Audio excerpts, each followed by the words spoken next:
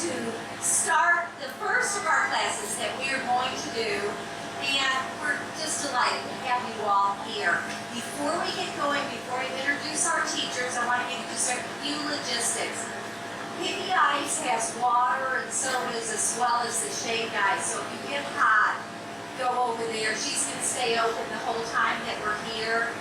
If you need to use the restroom, if you go through this opening right here and turn right, there are 2 bathrooms in the hall, so you just go right in there. Paradise Point is closed, but the bathrooms are open for you there. And Carson, who is one of my employees, who has a little vintage side business, has a pop-up shop. So after we finish, if you look at her little pop-up shop, we sure would appreciate it. But anyway, bathroom is there, Hippie Ice, or water or refreshments. I hope everyone got a handout. Megan has made these wonderful handouts for us. I'm Sabrina Erskine. I didn't introduce myself. I'm the owner of Paradise Point along with my husband John. This is our 18th year here at Paradise Point. And every summer I do tomato pies. And last year I had more tomatoes than I had time to make pies. And I didn't get to use them all. And it really frustrated me because I can't stand to waste anything. So one of the things I wanted to do was to start a canning class. And another friend of mine, Katie the Egg Lady, are you in here? There's Katie.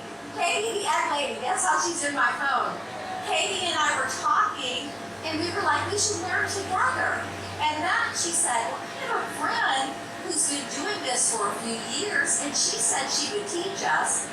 And then I said, well, why don't we do it like an old school home ec class? Before we spend $1 million on stuff that we don't know how to use, let's see somebody demonstrate it. Let's see if this is something that I want to take to the next level. Let's meet some other people that are here. But show of hands, how many people grew up in a home that had candy? Wow. Okay, let's do it the other way so I can see how many people have never had any candy in their home. Okay, so really very few of us, so you guys are going to have to pull the 4 of us that don't know anything, which is Katie and to learn. But this is going to be a great experience. Next month, we're going to do another water bath canning class on tomatoes. And then the month after that, we're going to do a pressure cooking one. And we're going to try to figure out a time to do a seed saving something. But these are all things that we're interested in. Home ec was my favorite class in school when I was young. I still make recipes that I had for my 8th grade home ec class. So, with that said, I would like to introduce our helpers tonight, our teachers.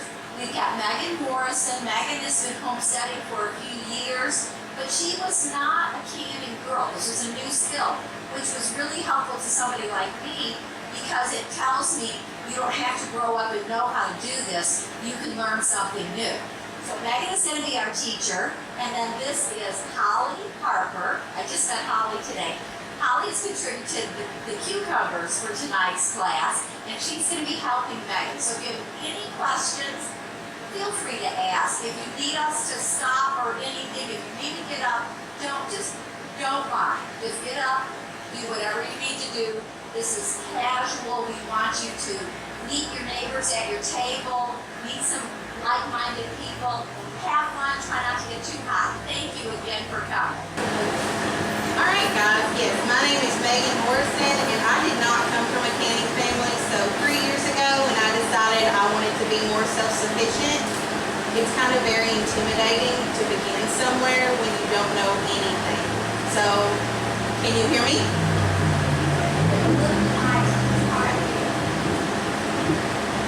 Yeah, not used to a PA system either, but I am a wife, a mom, and a teacher at Austin Tracy Elementary, so I see some familiar faces. I'm used to teaching littles and not big, so give me some grace during this. This is Holly Harper. She's been my best friend since I was 3 years old, and we are canning buddies. So we both have fairly large gardens now, and we can together when we have a lot of produce. So, yeah, super thankful she's here with me tonight. So 3 years ago, I decided I wanted to start canning, and I had no idea where to start. And through trial and error and a lot of research, a lot of YouTube video, and a lot of help from people in the community, I was able to begin canning. And why I'm so thankful for this class is because if you have not canned, it can come intimidating for those around. So I'm hoping to solve some of your questions tonight and help you get through the canning process. So we're going to be following along through this packet, and on the back side there is a notes section, so you can write them on the page, but you can also write on the back unless you brought something, but that's completely up to you.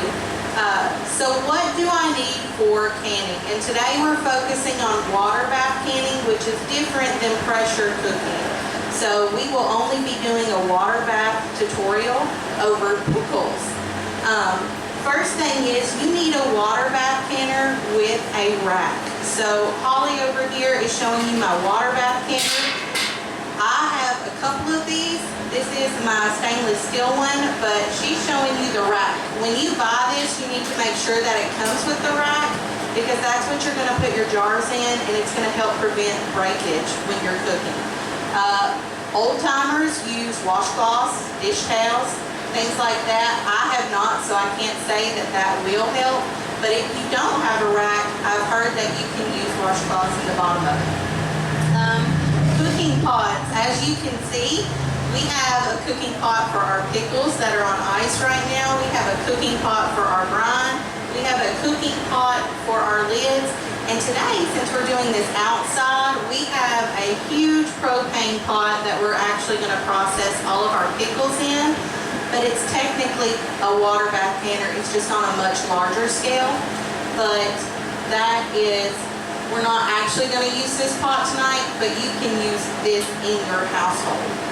A canning tool kit. Now this will be something, I almost didn't put it on the have to have, but I really think it's inexpensive enough that you need it.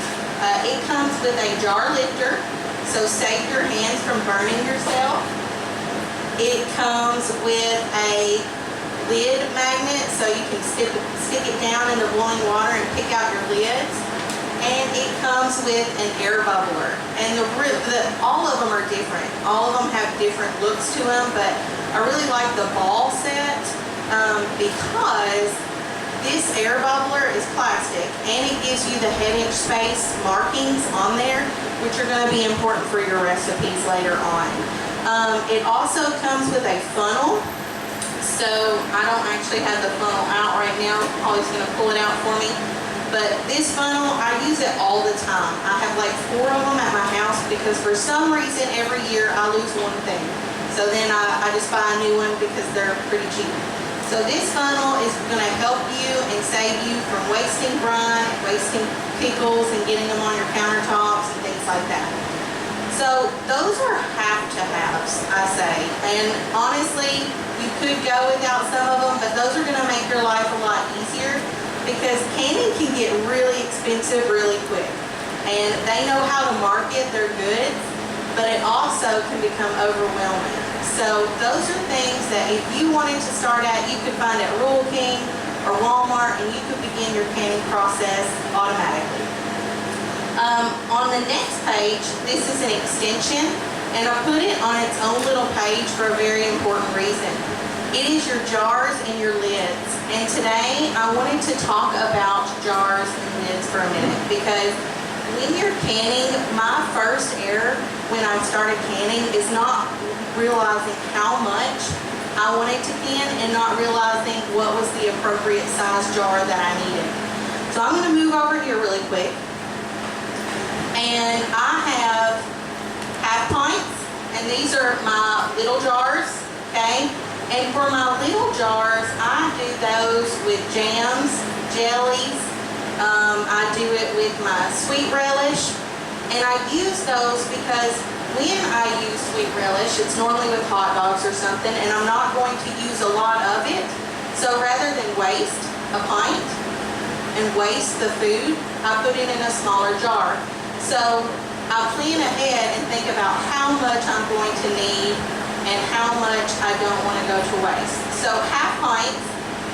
Then you have your pints, which we are using today. I have out, and those are a little bit bigger, and I use these for a lot of things.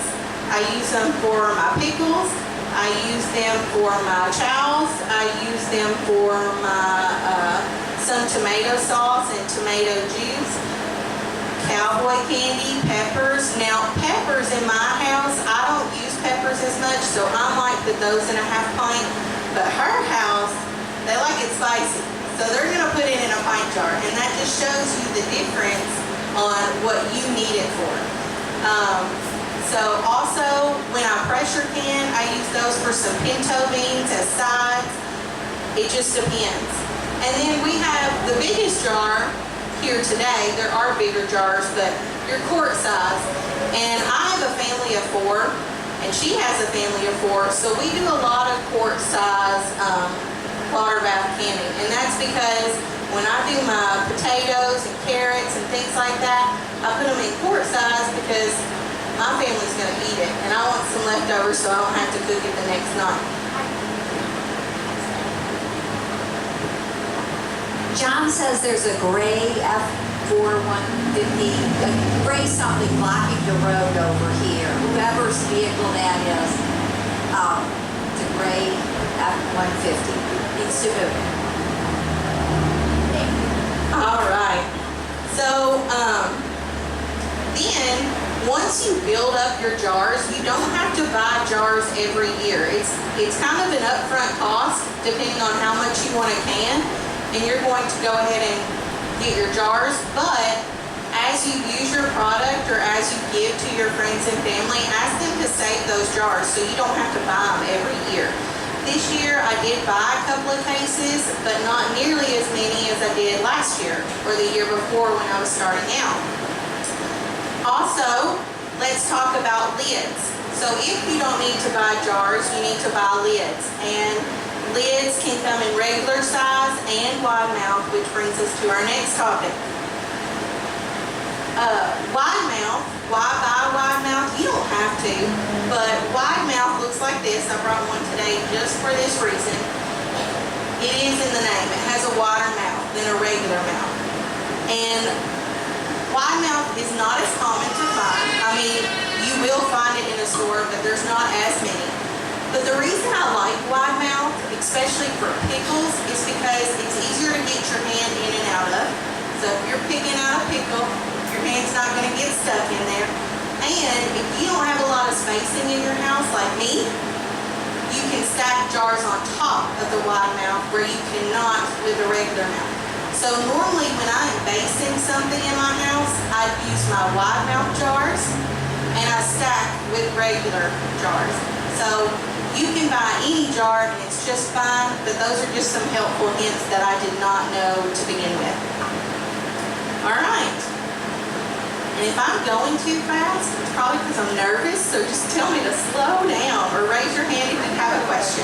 Yes, ma'am. When you were talking about the stacking, do you put something in between it? No. When I stack, I take my wide mouth and I just put a jar on top of it. Now, I have it on a pretty stable shelving, but no, I don't put anything in between it. Next page is some additional but not required products. So this is where we're going to get into the good stuff that can make your life easier, but you don't have to can. And that, I want to start off with Ball Canning Book or any canning book. I put it with Ball because even though obviously we are not sponsored by Ball, Ball is going to be your most popular brand to find here. You're going to find it in most every store that sells canning goods. So the Ball book has proven recipes and proven directions that are safe for your household when learning how to can. So if there's a recipe you need, you can normally find it in the Ball book. They come out with a new book every year. So here is last year's book. I got it at Rural King. I think it was about $20, but I do use it quite a bit. But I won't just say Ball because there are other great canning books that we can do. If you go, who lives in the Glasgow area rather than the Scottsville area?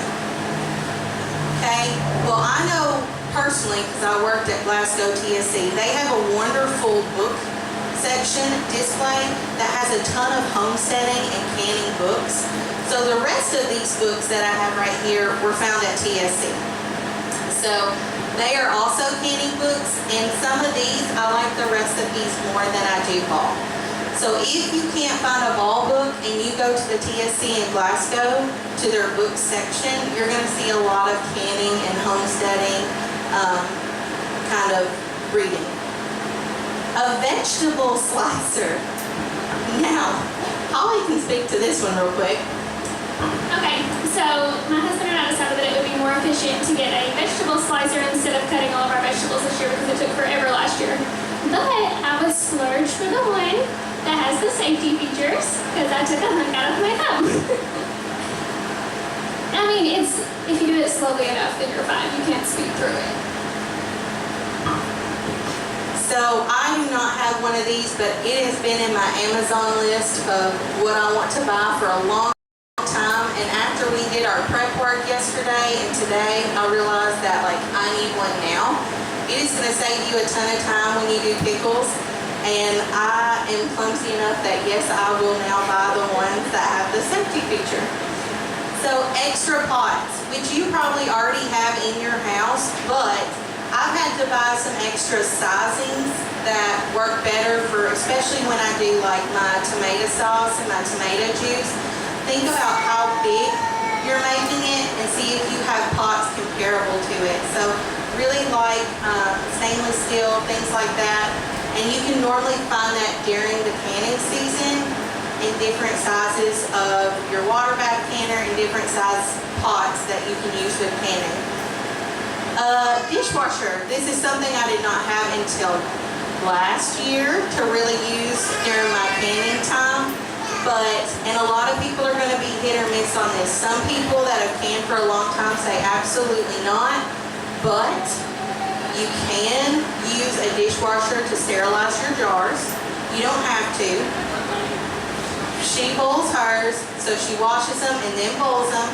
And I do both. It depends on how big of a job I'm doing. So if I need to put away 40 jars, that's going to take me a long time to sterilize. So I normally put them in my dishwasher on a load by themselves. So they're already clean. I put them in the dishwasher and do another load for their sterilization time. Jar labels, that's just, I don't use jar labels, but if you're wanting pretty little labels to possibly sell or give away to family members, or you don't want to write on the lids, get some jar labels. Normally they're made to where they easily come off when you wash them. So, vegetable scrubber, any kind of scrub brush to wash your vegetables. You don't want dirty vegetables when you're canning. So a lot of times if you're getting it from the garden or buying it local or buying it from the Amish, they are going to have the dirt still on it because it helps keep that produce longer. So I don't wash mine until I'm going to can it, and I use the vegetable scrubber to get them clean. And last one, propane stovetop. And that is something that we have just started this year, and it's been a lifesaver. As you can see, we have a huge water bath canner over there. We have, this came with Sabrina in them, but the 2 stovetop over there. And that's just when you do can in your house, if you have really big loads, it's going to take a long time, but it's also going to make your house very hot, okay? And it's going to get messy. So with the propane, you can take it all outside, or you can take it into another building, and you do not have to have a kitchen to can. So we used the propane last night, and she did cabbage with it the other weekend. Greens, sorry, I did cabbage today, and collard greens. So it helps take away the time, but you don't have to do that. I wanted to talk about stovetops while we're talking about cooking. There are different kind of stoves, and I This was something I had to research on, but sometimes you hear where they say you cannot can on a flat stove top, and you can. I have a flat stove top, and that's what I use. It just takes a little bit longer. She has a raised stove top, and it goes a little bit quicker. But the reason people say you're not supposed to on the flat stove top is because it's harder on that stove top. So that's all I have. That's what I use, and it works just fine. It just takes a little bit longer. But if you have a raised stove top, it's going to go a little bit quicker. The stove is more made for canning purposes, but you can do it either way. Yes. Yes, electric raise, propane raise. I mean, I know a lot of people probably don't do propane stovetops in their house. Yeah, but yeah, electric. So on the next page, here's a list of food grade materials you might not know you need. So we're focusing on the pickle aspect. We're focusing on the pickling, so that's what a lot of my materials are for that you're going to see. You're going to need vinegar, okay? In a lot of your canning recipes, vinegar, especially water bath, you're adding the acidity to your water bath canning because that's what allows you to be able to water bath it. So vinegar, I really like Heinz, but as you can see, I use just a little bit of everything. It needs to be distilled white vinegar, okay? Some recipes call for apple cider, but most of the time if you buy white vinegar, you're going to be good to go. Then we've got pickling spice. I have a ball picture on here, but that's not even the one I use. I got this off Amazon. I think it was like $9, but I use a lot of pickling spice for my brine, so I wanted something bigger than what Ball offered me. So pickling spice will be used in a brine if you make it homemade or if you're adding additional spices to your brines. And I just recommend getting that rather than buying all the different spices that you might want to put. Extra crunch is absolutely amazing, and every pickle person is going to tell you that extra crunch is going to make your pickles extra crunchy. What happens when you can? After so long, your pickles get a little bit soggy. And I mean, that's just something you can't help. It's going to happen, but if you put in this extra crunch, it's going to help preserve some of that crunch you really like when you bite into a pickle. Now, some people don't want this extra crunch because they might not like what's in it. I use it, but I also have another strategy that I did not put on here, but it's pickling lime. So I really like pickling lime, and I use that for my sweet pickles always. It is a 24-hour process. You put your pickles in a pot, and you put the lime in there with water, and you have to stir like every 6 to 8 hours.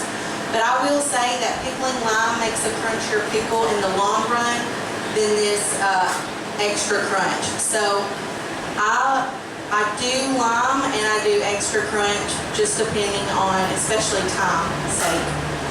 I have kosher salt or canning salt. So if you cannot find this canning salt, and sometimes it's hard to find, then you can use kosher salt.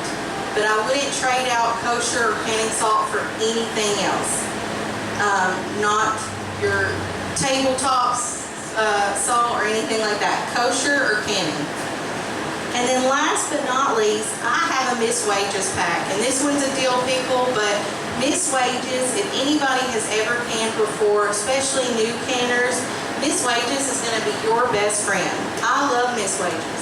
And Miss Wages are spice packs that help you get started with your canning. So if you're not sure how much spice you want to put, but you know you want it to taste good, I recommend using Miss Wages, and you can find it in any canning store that you go to. So I have just about a Miss Wages for anything I want to make. Do I always use Miss Wages? No, but as a new canner, Miss Wages was a godsend for me. So Miss Wages has all kinds of different pickle varieties. So dill pickle, spicy pickle, bread and butter pickles, just about any kind of pickle you like. Miss Wade just has it in a packet. And she also has chili bases and pasta bases, and I can attest for those that I use a lot of hers for my spaghetti sauce that I make every year, because we have it at least twice in my household a week because it's my son's favorite meal. And she has a salsa mix. So if you are new to canning, if you do not know much about canning, I suggest you lean on Miss Wages, because she's going to have every single spice you need, and it's going to taste good. All right, we're actually going to be using Miss Wages tonight as well, and we are going to be making the hot spicy pickles. All right, let's go to this next page and talk a little bit about what we can do with water bath canning, because I've told you all about it, but now let's talk about what you can do with it. Yes, ma'am.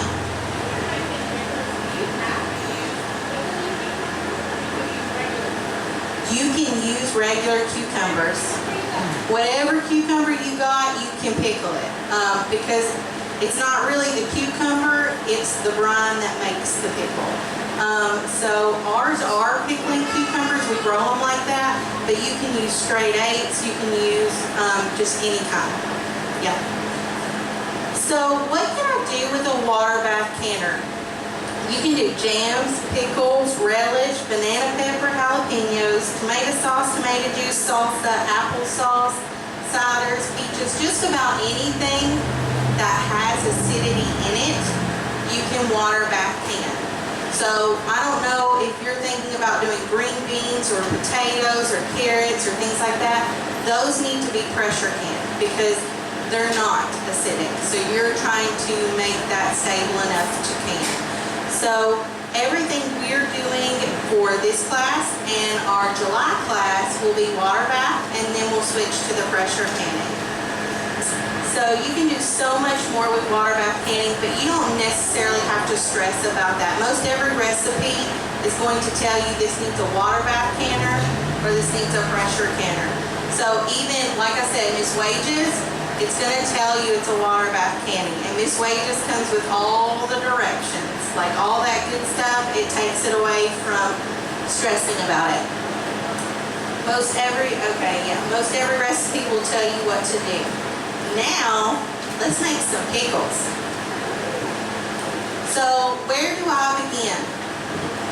A lot of people don't can because they think it's too hard and they're worried about like the safety of it. But I'm here to tell you, if you follow these steps, you're going to have a nice pickle by the end of it, and you're going to be able to can your own food. Because how rewarding is it to give something that you've made to somebody, whether you cooked it for them, whether it's a gift. I love being able to make pickles and take them to potlucks or take them to cookouts or even give them to a family member because it's so much more rewarding. I know what's in it, I know the time and the love that I put in it, and it just tastes better. I don't know why, I don't know if it's just in my head, but it tastes better. So here's the first step. You're going to gather all your supplies. So you're going to figure out about how much you're going to be canning. So for today's class, our pickling recipe, we cut up 30 pickles, 32 pickles, okay, or cucumbers. And we have about 14 pint jars. And we might even have pickles left over. But we have 14 pint jars, so we're making 14. Now, this canner right here will not fit 14 jars. So if I were to do this at home, I would need about 2 processing times rather than 1. But since we are using the big propane over there, we're going to be able to do them all in one go. Start boiling your water in this water bath canner first. This takes forever. You know the saying, like, what is it? What is it? Somebody help me out. Watch pot, never boil. That is true. This is my least favorite part of canning, is waiting for this darn pot to start boiling, because it takes forever. So I recommend before you do anything else, start your pot. unless you're using that propane right there. It takes like 10 minutes with that, but it takes about an hour at my house. So start boiling your water first. Then you are going to wash your vegetables, whatever you're canning. You're going to start your slicing, things like that, and you are going to wash and sterilize your jars. Now you might have done this step the night before in your dishwasher, or you might have to do it now when you get your water bath canner going. So if I didn't use the dishwasher, once my pot starts boiling, I automatically put my jars in there, and I start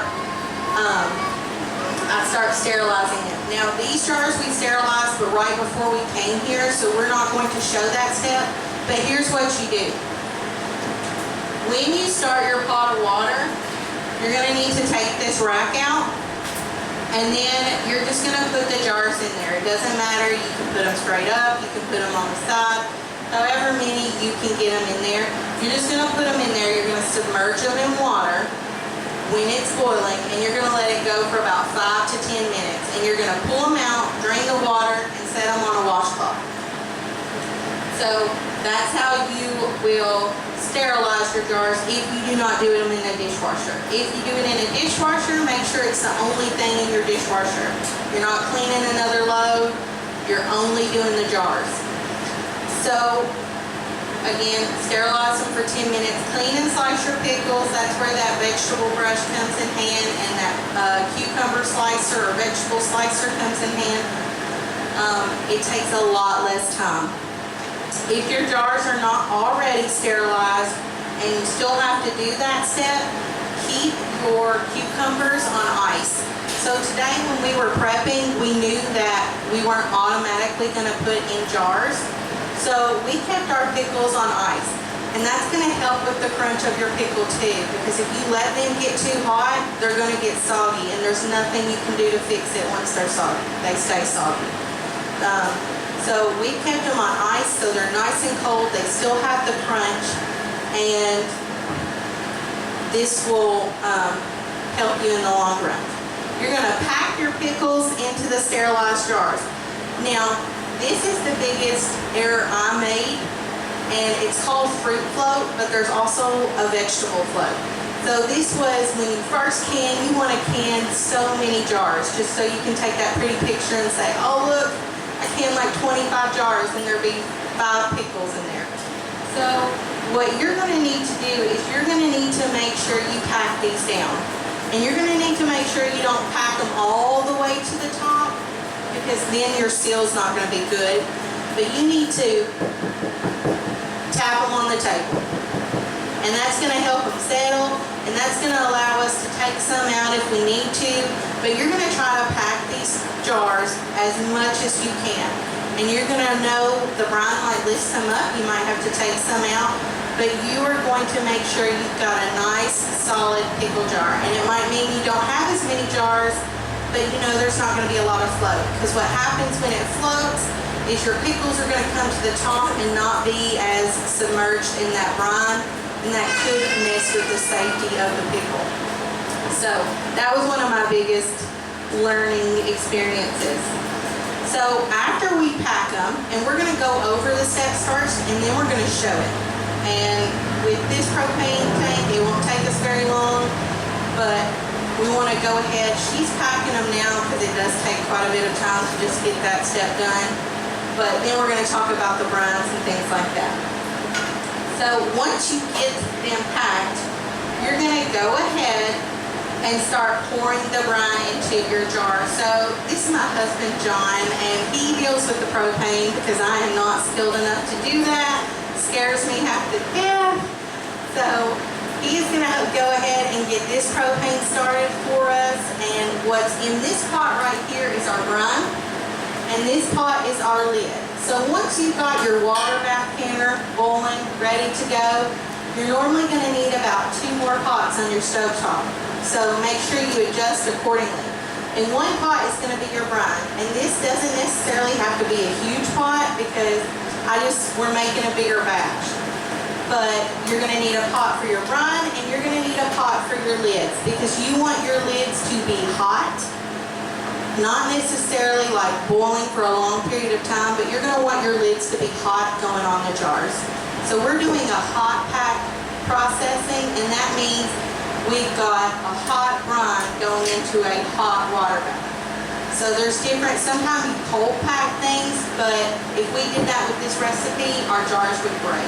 So we're going to hot pack the brine, and then we're going to put our hot lids on, screw the rings around, and then put them in our water bath can. So when we're talking about the brine, we're using, again, Miss Wages, and it has the recipe. Now, here's a helpful hint. When you're using Miss Wages, it's going to tell you that this makes 7 quarts. For some reason, whenever I use these, I always double it, and that gives me enough. But if you use 1 pack, you're always going to run short for some reason. I don't know why, but I always recommend if you think you need 1 by 2, okay?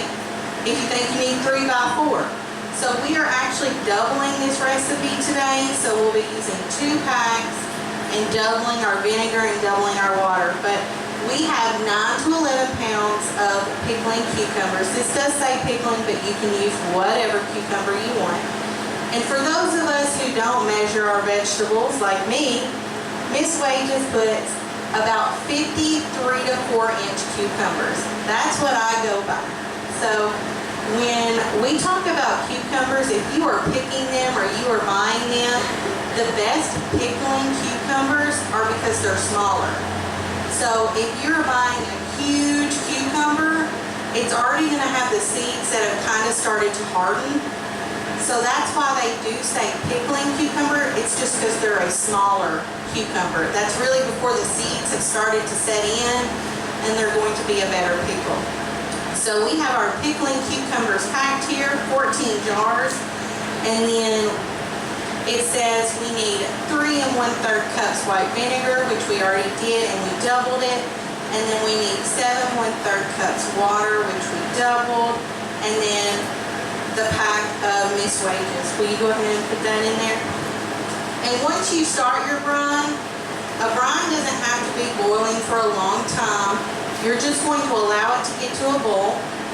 You're going to let all that good stuff dissolve, and then you take it off. You don't want to burn a brine.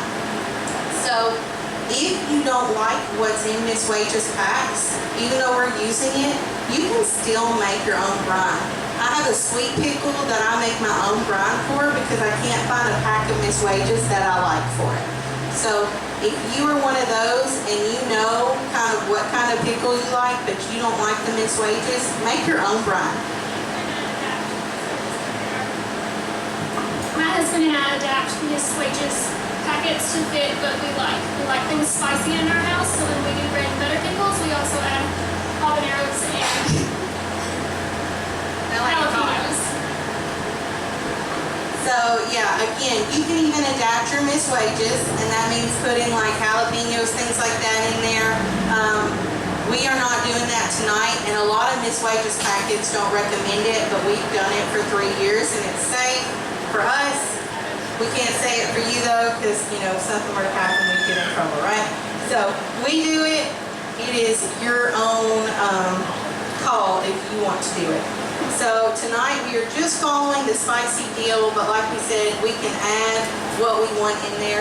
My dill pickles I use with Miss Wages, I put garlic and onions in there. I think it adds a lot of flavor that doesn't come with the packet, but people seem to really, really like that. But if you want to make your own brine, by all means, it's probably going to be a lot of, if you're doing something sweeter, it's going to be a lot of sugar, it's going to be vinegar, and it's going to be water.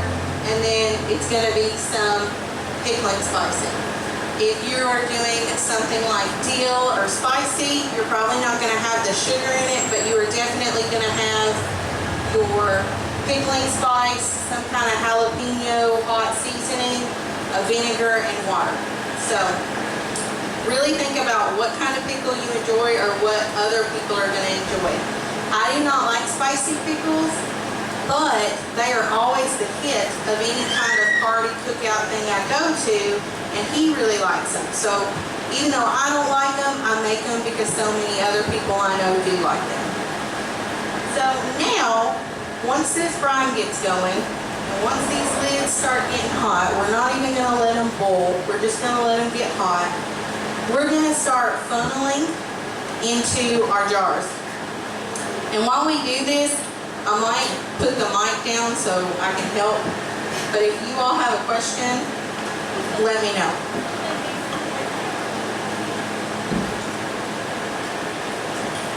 I'll leave this on just in case.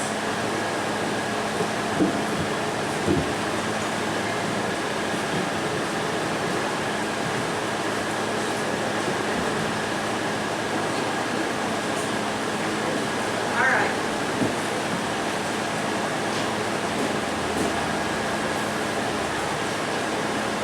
Hey, can you get that pot going?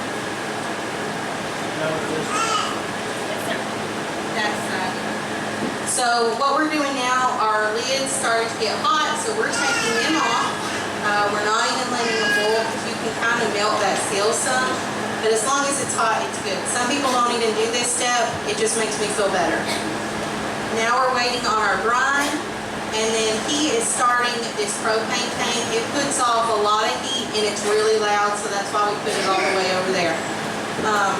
But yes. Yes, just the lids, because the rings you don't even need to necessarily sterilize. They're not going to be in your brine. I use the same lids every year. I keep my I keep my rings, same rings every year. I just save them in a bag.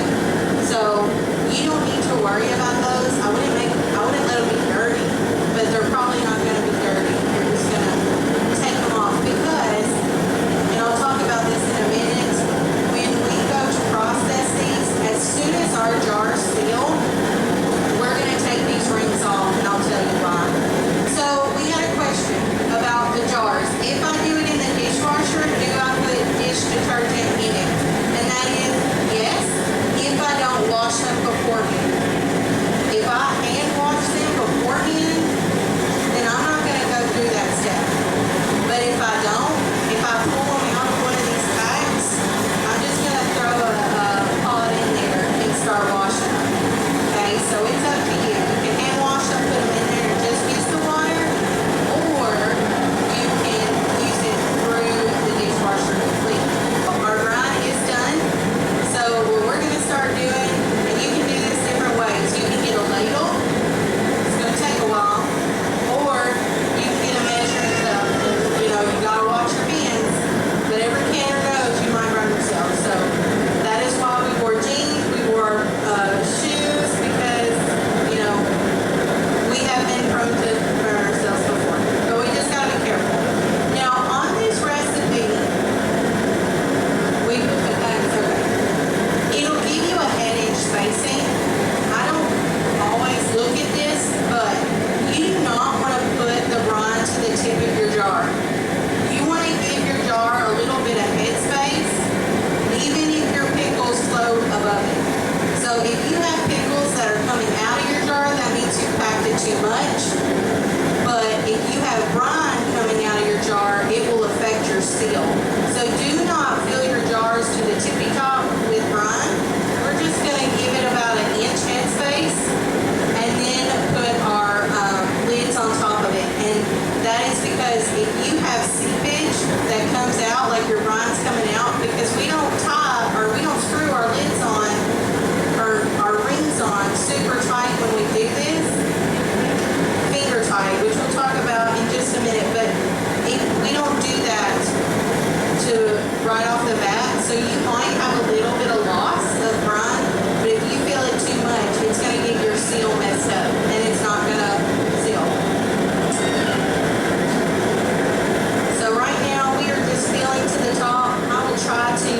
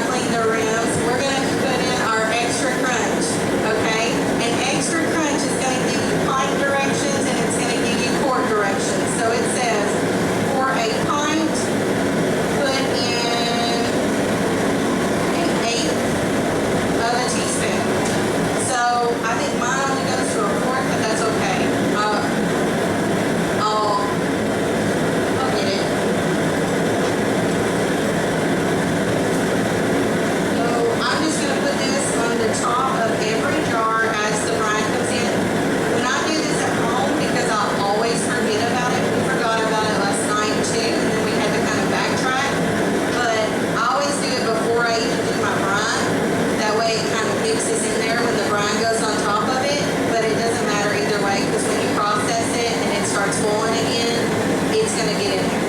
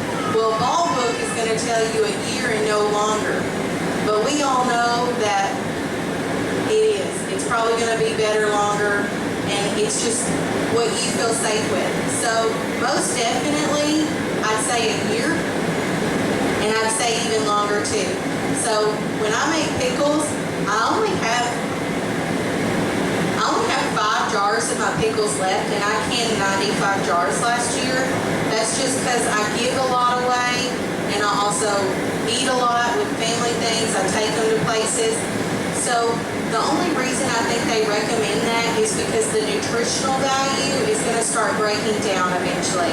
But Ball is always probably going to put a 1-year span on that, even though we've heard from people that we know who can, they last a little bit longer. So really, I'd say anywhere from, with pickles, that 1 to 3 year. Other items, I'd say even longer. So you just kind of watch the nutritional value. The taste might not be as good and the crunch might not be as good. So good question. I'm sorry I can't answer it to like the best. Did you have a question? Okay.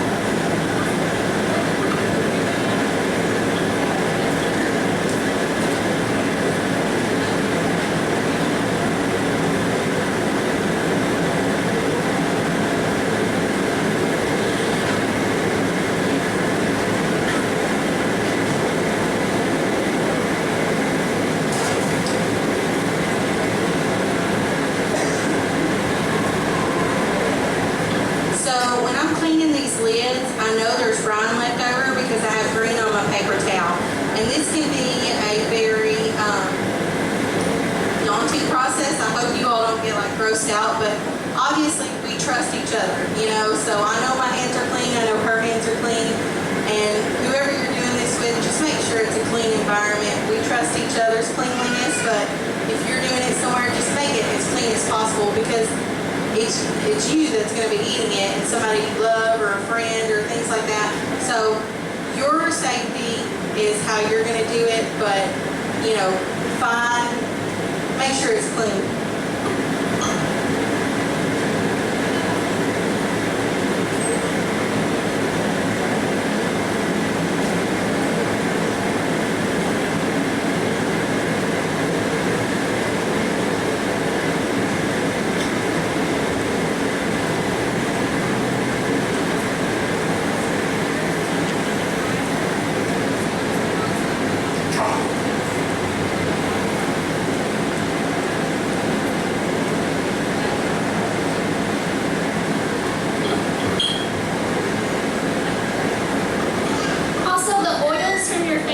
Will make your jars not seal as well.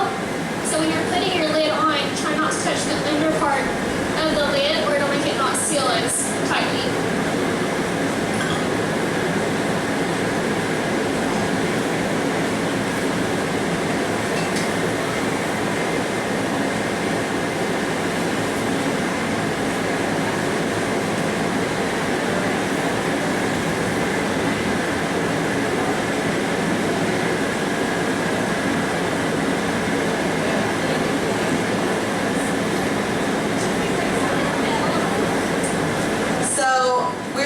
There's about 2 extra lids in here, and that is because when you look at the lids before you put them on, you need to make sure nothing's wrong with the lid, because you always know that there are things that can happen when you're manufacturing a lot of things. So I have had lids in the past that either have a dent in them or some of the seal is missing around it, and what happens is you're not going to be able to seal your jar, and that's not a you problem, it's what happened unfortunately when it was being manufactured. So when you're doing this, I always just check the lids beforehand, which I did when I was prepping, because nothing is worse than putting all this time in and one of your jars not sealing if you want it to seal, or multiple jars. Sometimes one jar, you're like, oh, I'll put that in the fridge and eat it later, but if a couple of jars don't seal, it can be really disheartening. So now what Holly is doing is she is putting the rings on. And like we said, the rings, obviously you don't want them to be dirty, but it's not something you necessarily have to sterilize. And you can if you want. Like I said, safety and cleanliness is up to you, because it's going to be you and your family eating it. But these rings are clean, but I don't necessarily sterilize them because they're not touching my food or my brine. So what she is doing is finger tight. Now, if you are anything like my husband and you have a really strong grip, you're going to try to tighten that jar as tight as you can go, because you're worried about liquid coming out.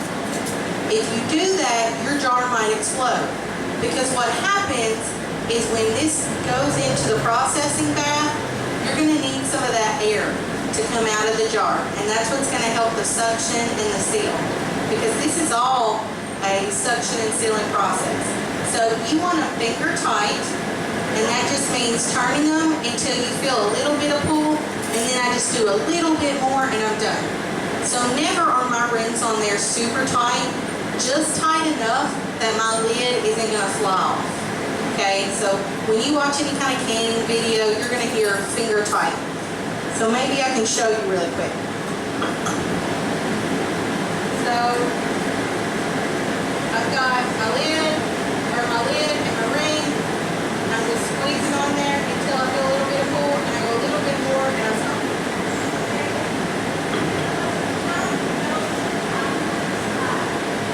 How do you know when it's tight?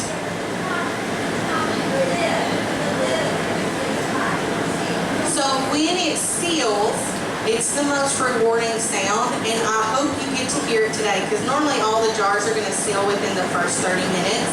And if they don't, you're still supposed to give them more time, but that means it's a bigger chance that they're not going to seal. But you know it seals when you hear a pop, and if you're not around it, then you're going to be able to press down. And each lid, when you first put them on there, you can make a little sound with it. It can come in and it can go up and all that. So you can't see it, but it's going up and down. And when it seals, it's going to stay down, and it's not going to come back up. And that's how you're going to know if you have your seal. So when we do this, if you're brave enough to touch it, because once it cools down, it's not going to burn you or anything, you can compare, and you can see the ones that are still taking time to seal, and you can see the ones that have sealed. So all it is that lid is going to sink in.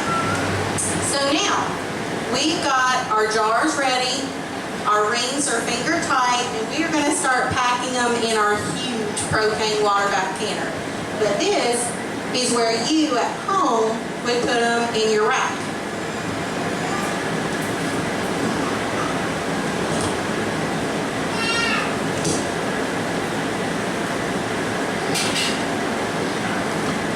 So when I do this at home, I put my rack in my water bath canner like this, and what you're going to see is, yes, it's going to take away from some of that oil, and you're going to have to get that temperature back up, but that takes away the transfer time of possibly dropping a jar on the way to the stovetop. I don't know how your kitchen's set up, but mine, I have countertops on one side and a stove on the other, unfortunately, and I have to make a trip. So I always put it in my boiling water. And another trick, you're going to want to balance it out. So if you put a jar on this side, you need to put a jar on that side. And if you put a jar on this side, you need to put a jar on that side. If you are packing it, then you don't have to worry. But if you are doing like 4 jars or something, I would make sure they're kind of evenly spaced out. Because if they move a little bit with the water, you don't want them to hit the other jar too hard. So you can do a full bath water canner. That means I can fit 10 in here at a time. Or sometimes, if I don't want my produce to go to waste, I might only make 3 jars. Seems like a lot of trouble, but it's better to me than throwing it away. So when my cucumbers were first coming in, I made 3 jars of spicy pickles, just so they wouldn't go to waste. All right, so we've got them in here, and this might be where we get John to help us put it in there.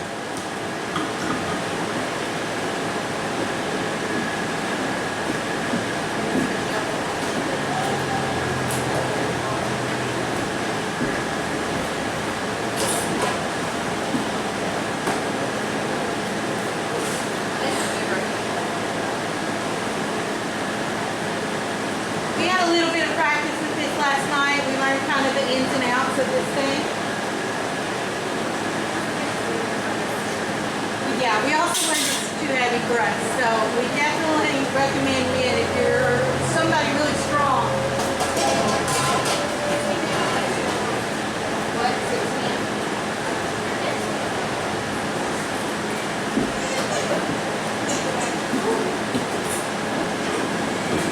Okay, it is 6:10 now. I'm going to set a 15-minute timer. And this is one of those, you need to look at the recipe because your processing times are going to be different. Now, if you do pickles, most always, I would do 10 to 15 minutes, always. But what you need to make sure is you are putting it not necessarily putting it in boiling water. It needs to be boiling before you start your timer. So that water is boiling. It is very hot. So I'm going to set a timer for 15 minutes. And at 15 minutes, I'm going to take them out. And I'm going to put them back onto a washcloth of some kind. So are there any questions at this point? Because this is like a 15-minute free-for-all. Yes, ma'am.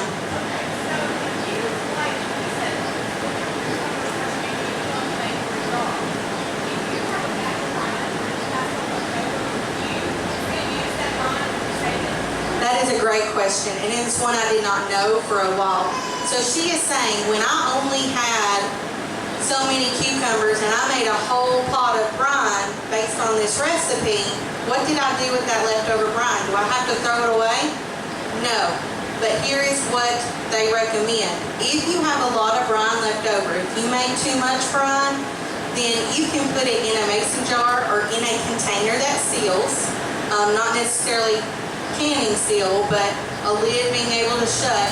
And after it cools off, just put it in your fridge. And it lasts for up to 7 days. So that might mean you buying more or getting more from your garden. And all you need to do with that brine when you pull it out is bring it back to a bowl.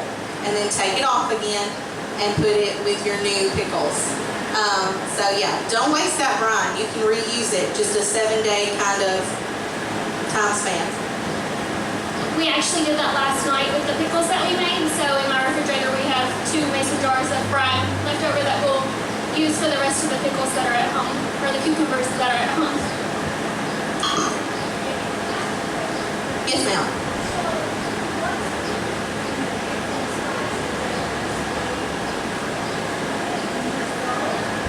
So, good question. She said pickling spices and Miss Wages. That is one reason why a new canner or a canner that just doesn't really deal with a lot of spicy will love Miss Wages, because if you want it, that can be the only thing you use. You don't have to put pickling spice. However, once you get comfortable with it, if you like certain things, if you know there are spices you like, that's when you can add it into that brine and make it or give it a different taste. So for example, our spicy dill pickles, we can add jalapenos. With our bread and butter pickles yesterday, we added jalapenos. So it just depends on what you like. Now this pickling spice, I'll go ahead and tell you kind of what's in it. That way, if you have these spices at home, you might not have to buy this. I just didn't have a lot of them. So the ingredients, and this is probably the same for every single pickling spice, it's going to be very similar. Mustard seed, I'm going to say this wrong, I'm sorry ahead of time. Coriander seed, did I say it right? Yes. Dill seed, allspice, peppercorn, bay leaves, and chili peppers. So, and it even kind of gives you a basic pickling recipe on this one. So I always use this with my sweet brine. And I love sweet pickles, but I'm pretty partial to my sweet pickles, and I use this as well. So, yeah, if you do a sweet pickle recipe, expect sugar. If you're not, if you're doing more of a dill or a spicy with no sweet, just expect vinegar and water. Yes, ma'am. I'm going to come to you real quick. Yeah, Holly's going to come to you really quick.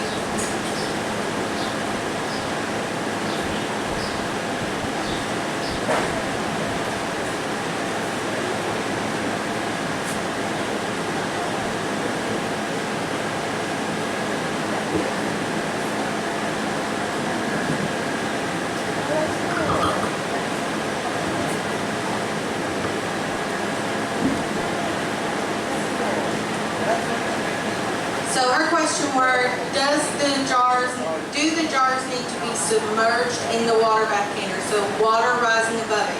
Yes. Okay.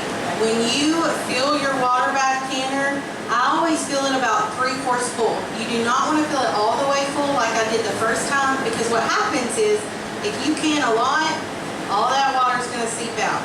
So normally I do 3/4 full, and I kind of test it out when I'm putting my jars down in there. but I've kind of found out that 3/4 is a pretty good range. If I'm not doing a lot of jars though, it might not be enough and I have to add water to it. So it's just kind of testing it out, and every water bath canner might be different depending on how big it is. So I always do 3/4 full, and normally, even if it's a small load, that gets me to where there's about an inch or so water above. As long as there's an inch or more water above your jars, you're good to go. But your jars cannot be out of the water when you're processing.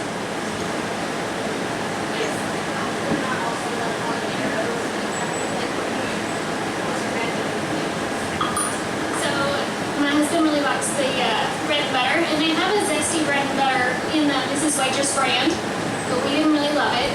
So we just did the regular bread and butter Mrs. Waitress pack, and then we cut up one habanero for like 3 jars of pickles. And then we put like 5 or 6 slices of jalapeno. Yeah, you slice it all first. I'll leave the seeds in. Yeah, and like I said, yes ma'am.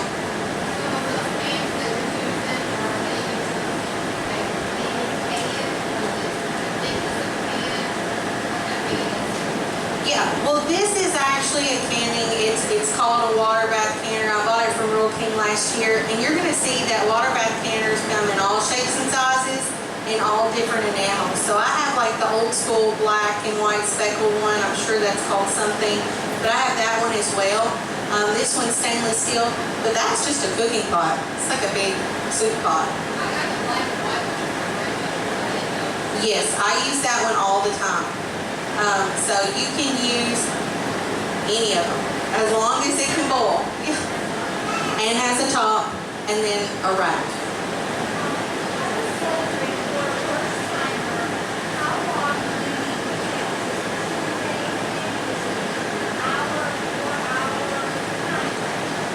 That's a good question. How long does this normally take when you don't have a ginormous propane tank? And it depends on how much you're doing. If you are doing 3 jars, 4 jars, you can probably get it knocked out in about 2 to 3 hours. Canning is time consuming, especially if you don't have things like that.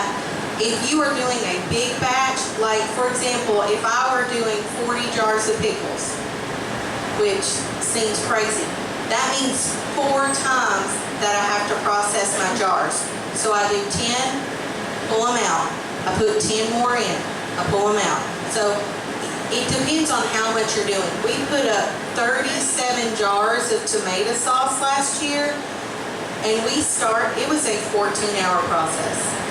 And that is one of the reasons we got that, just because our water bath canners were not very large, and you only have so much stove room. So, and we have 4 kids altogether, so yeah. You have lunch breaks, potty breaks, mama breaks, lots of breaks. So, if you are canning, I highly recommend you give yourself an afternoon or a morning, completely segment it off, okay? Because you want to kind of get it done in one go. Now, a question that might come about that I was worried about. When you are doing a big batch of whatever, whether it be tomatoes, whether it be pickles, and you are having to wait on that processing time, so other jars are in there and they are waiting for their turn to get processed, some of them are going to seal. And you're going to think, yes, I don't have to put them in the processing bag, but you still do. So what's going to happen, even though they seal, it's not a safe seal, okay? So you're going to put them in this bath, and they might pop back out, but it's okay. They're not ruined. It's going to seal back in. So even if they seal, and sometimes I've even had my brine so hot that when I put my lid on there and I'm waiting, it like seals automatically. But it doesn't work. You've got to give them that 15-minute processing time because it kills the bacteria that is on your cucumber, and it helps make it a more safe seal for later on. Okay? Any other questions?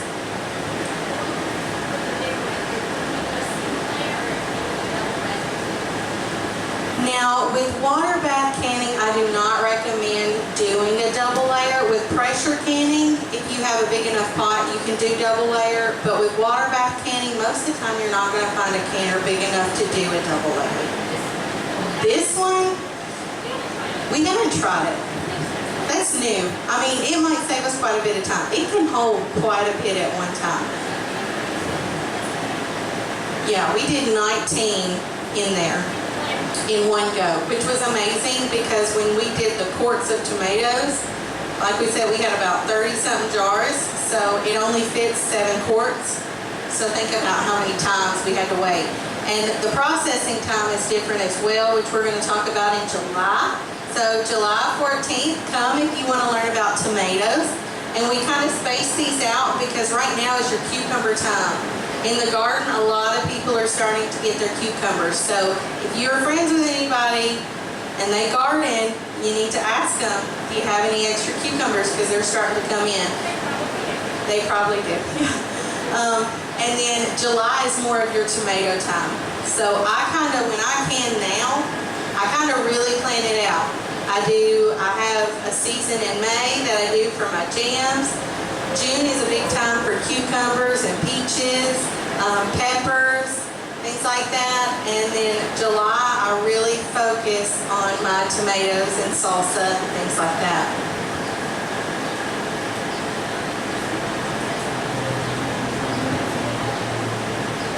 Yes. When you're processing, she was saying, you can do, like while you're waiting, so for example, tomatoes take 45 minutes in a processing bath. So you compare that to 15 minutes on pickles, tomatoes take 45. So it's a big difference. So last year when we were waiting, we did have a couple of water bath canners and we double dipped it. So we were making tomato sauce, but we were also pickling peppers and we were also making what they call cowboy candy, which is candied jalapenos. So just kind of plan. I mean, if you're going to be canning a lot, I wouldn't say plan as big, but if you're one of those that you are going to go in with somebody or do it all by yourself, you need to give yourself a lot of time to be able to do it, depending on how much you have. I think we still have 2 minutes, 53 seconds, so we're getting there, and hopefully by that time, yes ma'am. That's okay.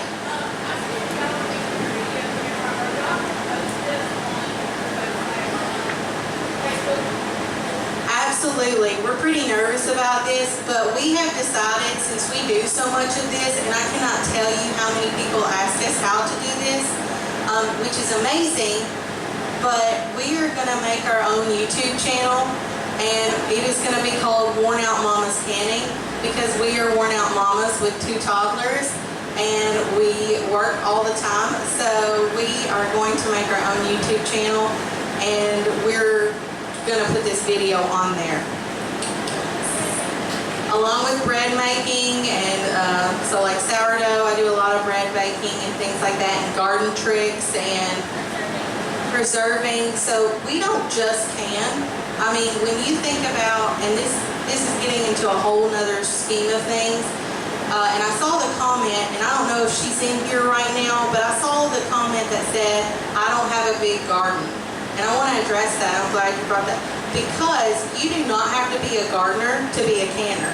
Sometimes if you're a gardener, obviously you're going to want to can, but they do not have to go hand in hand, because we live in a society, in an environment, a community that is so agriculturally enriched that most of us know people who have gardens, and most of us have local Amish by us, and most of us have a farmer's market that we can go to.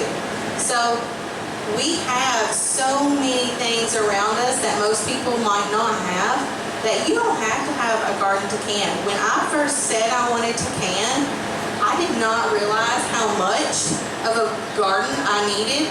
So my little 3 tomato plants and my 1 cucumber plant, my 2 green bean plants, I thought it was going to mass produce. And I realized very quickly that it does not. So my first year I bought completely from my neighboring Amish friends, and then last year I realized that my green beans weren't going to produce and my potatoes weren't going to produce enough, so I also went to them. So each year, even though I have a pretty big garden and she has a good big garden too, we can't grow everything, right? You just don't have enough room or time if you're like us. So we buy. Yes, ma'am.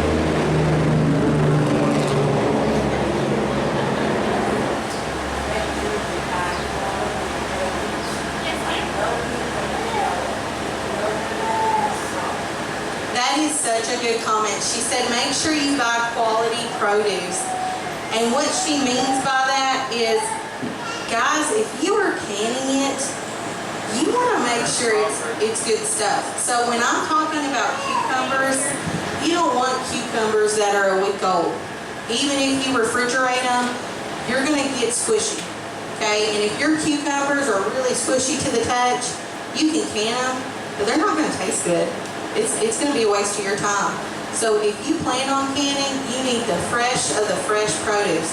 So if I pick, I'm probably going to be canning that day or the day after, okay, just because of quality. Now tomatoes, sometimes I pick early and I let them ripen on my table, so that gives me a little bit more time, but those are just some really nice tricks. So if you see a really yellow cucumber, a lot of brown spots, even though it's a cucumber, I would not pickle it. You need to pick the best of the best because that's what's going to you and your family and your friends. Also, when you start to garden, it is a full-time job. So I would probably start out on a smaller scale and then just easily get more into it. I started off with 2 raised beds that I did all of my tomatoes and squash and zucchini in last year. And then this year, I did a garden the length of my house. So, I mean, it's really easy to get into, and luckily I fell in love with it, so I'm okay with it. But it's a full-time job. So maybe start off on a smaller scale and then get bigger as you progress and learn. But that's the great thing about our YouTube channel that we're making is that not everything has to be canned, and some things are better frozen, some things are better fermented. So you just have to kind of figure out what works best for you. And we do a lot of stuff in the winter time and things like that when it's not necessarily canning season. I do a lot of stuff with my pressure cooker, like canning dried beans and things like that, just to have on hand. So, yeah, thank you all. Any more questions? Yes, ma'am. 1 second. Can you reuse lids? Oh, no, Lord, no. Once your lid has sealed, do not reuse it. And if you do not mark your jars, so on every single lid I use, on every canning thing, I either put the year or I put what type it is. And after I use it, that way I know it's done. I'm not going to reseal it. And that is one thing. We love buying canned goods when we see them out, but you really need to be able to trust who did the canning and the process that went behind it, because you can reseal a lid, but it's not safe. So do not reuse lids. That's why they recommend you buy new ones every year. And I recommend you mark them that day, okay? So, any more questions? That was a good one. All right. So now she is pulling these out, and obviously the fans and stuff are in here, so you're not probably going to be able to hear the pop unless I put the mic on there and have to awkwardly wait. But that is the most rewarding sound ever, is to hear the pops going on. So what that means is right now on the lids, they have a lot of pressure on them, and they're not sealed yet. So then, once they start cooling down, it's going to kind of suck it back in, and that's going to make the pop, and that's going to make your lid come down. So you probably, if you want to come up here and look at it, you're welcome to, but there's a little circle on top of every lid, and it's up right now. And then it's going to come down when that pressure is released and it seals. So we made 14 jars, and you might not be able to make that big of a batch, but that was with 30 cucumbers. And our cucumbers are about that size, so it just depends on your size and how big they are, so forth, how much you're going to get, and what size. So we did these in pints. I always do unless I do spear pickles, I'll do those in quarts just because pickles are a little bit longer. But these I do in little chip sizes. Anything else?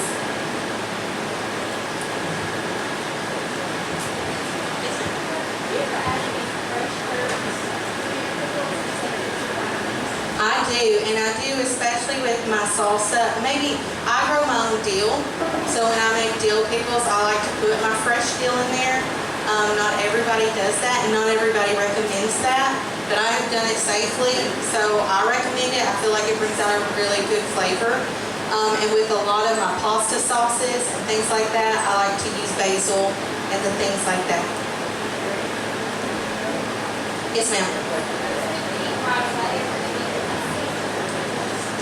As soon as they cool down, you can pop one open and eat them, and they're going to be great. I would say after about a week or so, they're going to be even better. So giving them a little bit of time to soak in that brine, even though they were processed, you can eat them, but they're going to be better if you wait a week or so. Yes.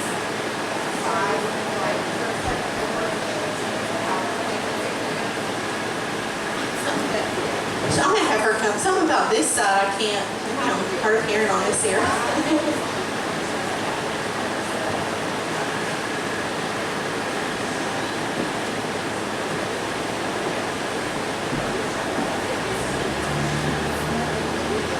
Yeah.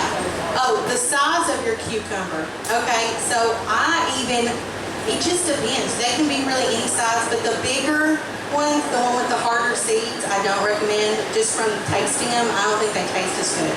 So when I pick my cucumbers, I might even pick them a little bit early because I like the little chips, but I guess it depends on what you're using them for. But you can pick them any size, small, large. The taste might be a little bit different with the large, but I've even taken at the end of the season before I plow them down, any cucumber I have left that is growing, that is about 3 to 4 inches, I will scrub and I will pickle them whole. So I might do like whole mini pickles, and they are amazing. I don't get as many jars of those, so I kind of am selfishly holding on to some of them because they're my favorite. Yes.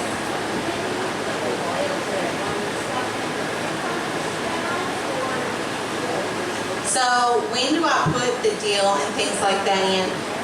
Everybody does it different. Here's what I do. I pack a little bit, I put some dill. I pack a little bit more, I put some, it just depends on how many layers. So with pickling, I do it a little at a time. With my pasta sauce, I do it while it's boiling down.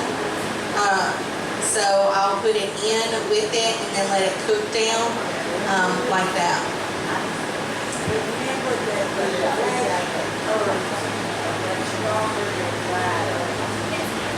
Yeah, make sure when you do fresh herbs, you realize that they are much, much more potent, and they're going to bring a much harsher, I wouldn't say harsher, but a much more potent, stronger taste. Okay, so like she was saying, you're not going to need as much basil if it's fresh than if it's dried, or you're not going to need as much dill and things like that.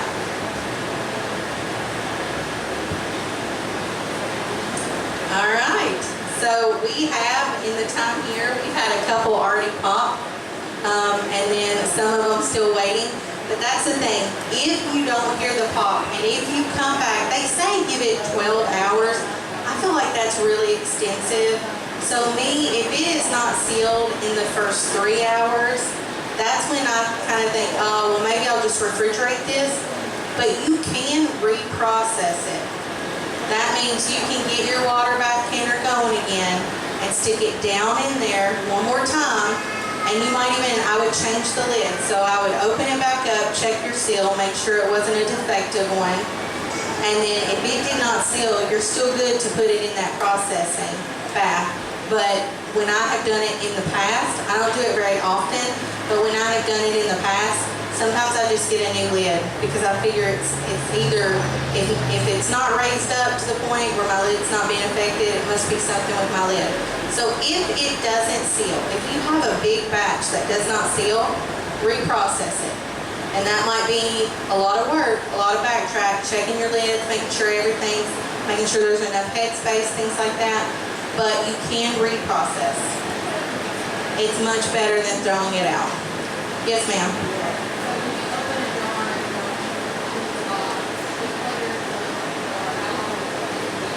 How long is it good? This is one of those questions, I think it was asked earlier, and I apologize, I don't think I answered it all. But if you open it, I would say use it in a week or two. And that's just because, I don't know, for me, after 2 weeks, I kind of am a little hesitant to eat it, but I guess that's a you situation because it is in a vinegar brine. I mean, we think about the pickles that we buy from the grocery store, how long we keep those in our fridge before we open them back up. So really, it is up to you, but I'd say after 2 weeks, normally that's when I kind of save my jar. I pour it out, save my jar. And if you are going to start a garden or start a lot of canning and you hate waste of produce, we have a compost pile. So I don't feel as guilty when I waste some of my produce because I can put it in compost and use it for my garden next year. Okay, so that's totally up to you, but I don't know, it makes me feel less guilty.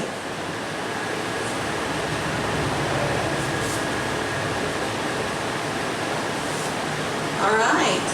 Anybody want to try some pickles? I mean, we've got napkins, things like that. We do not have a fork, Sabrina, but if you want to try any of our pickles here, I've got spicy, I've got dill, I've got sweet, and if you saw the way we did it there, that's pretty much how I do it in my house as well, so it is completely up to you. I need some kind of knife, Sabrina, to kind of prop the jars open. I cannot do it with my fingers. I cannot. Oh, before I forget, once these seal, and even though you see the rings on mine, most canners recommend removing the rings, and I will with a lot of my jars at home. But the ones I give to friends, I normally check and I put a ring back on, just because the lids can kind of be sharp if a child were to touch it. But if you're at home and you're storing this for later use, I take the rings off, and that just means if you have a faulty seal, meaning it's sealed when you processed it, it might not be good a month from now, and if you see that ring, it's going to give you a false security that jar is still good. So when they cool down and when I know they have sealed and they're cool, normally I wash my jars, I label my jars, and I take the rings off and save them for later. Okay? So that's an important process just in case you have a faulty seal. Thank you all so much for coming today. We hope we've done an okay job. Like I said, this is our first go at it, but thank you all for taking time to listen to us. Thank you. Thank you.